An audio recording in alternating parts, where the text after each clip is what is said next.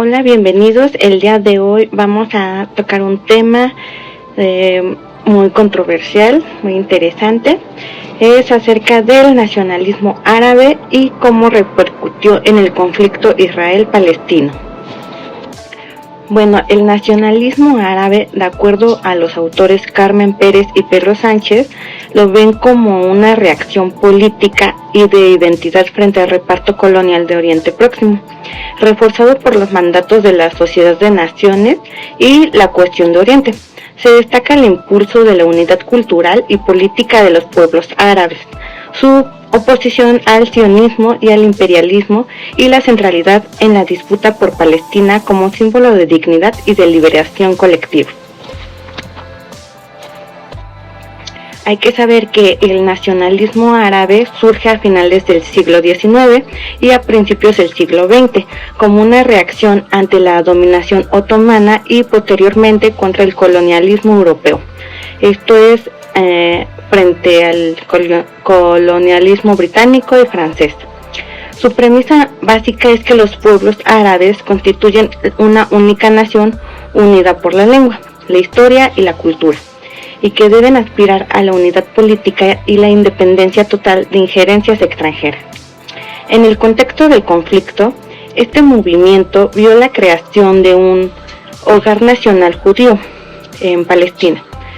Esto es promovido por la Declaración Balfour y el mandato británico, el cual no solo como una amenaza local para los palestinos, sino que se vio también como una agresión colonial contra la nación árabe en su conjunto. Palestina fue vista como una parte indivisible de la Gran Siria o de la nación árabe mayor.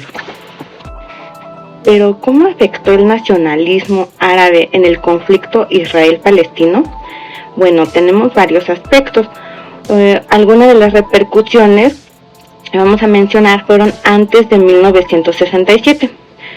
Bueno, el nacionalismo árabe ve la creación de Israel como una imposición colonial.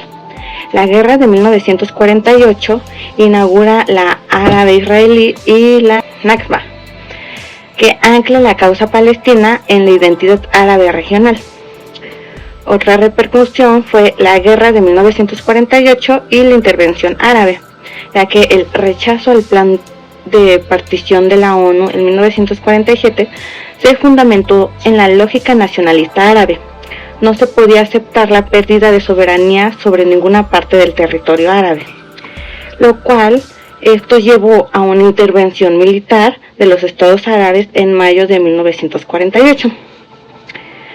Sin embargo, pues hubo una contradicción aquí.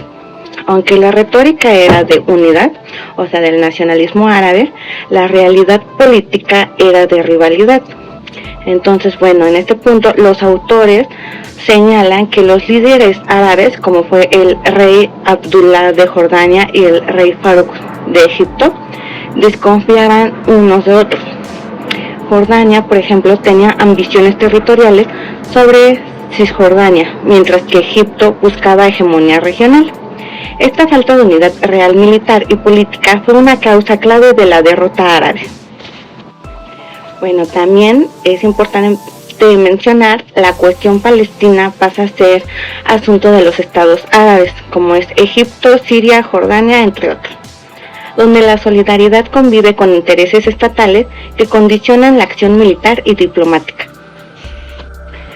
Bueno, otros hechos que, el impacto que tuvo el nacionalismo árabe ya después de esta fecha, que fue después de 1967, fue pues que el nacionalismo árabe dio a Palestina un lugar privilegiado como emblema de resistencia contra el colonialismo y la reordenación imperial de la región.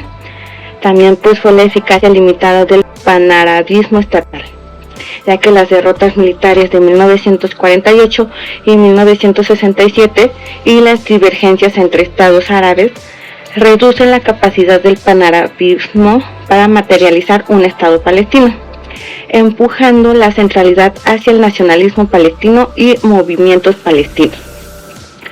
Otro impacto que también hubo fue la fragmentación y las nuevas corrientes.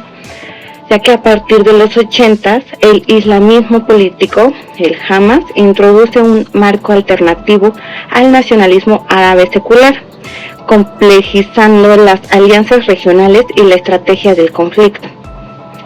Ya por último está la internacionalización y seguridad.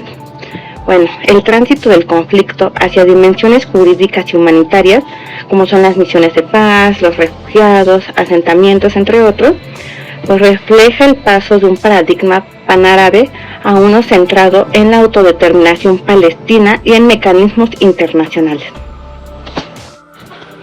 Bueno, para terminar este video, tenemos como conclusión que la lectura nos muestra que el nacionalismo árabe fue crucial para convertir la causa palestina en un símbolo regional y para enmarcar el rechazo a Israel como parte de una lucha antiimperial. Sin embargo, sus límites estratégicos y las derrotas bélicas desplazaron el protagonismo hacia el nacionalismo palestino. Y luego con esto pues tenemos que hacia actores islamistas reconfiguraron el conflicto desde guerras interestatales hacia dinámicas de ocupación, resistencia y negociación en clave palestina. Pues en fin, el nacionalismo árabe actuó como un catalizador que amplió la escala del conflicto.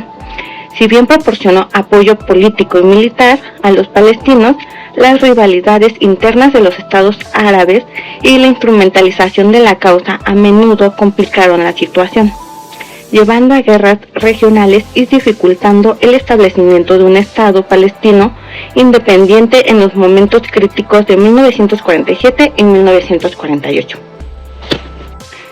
Bueno, esto ha sido todo hasta hoy y esperemos que nos vean en la próxima.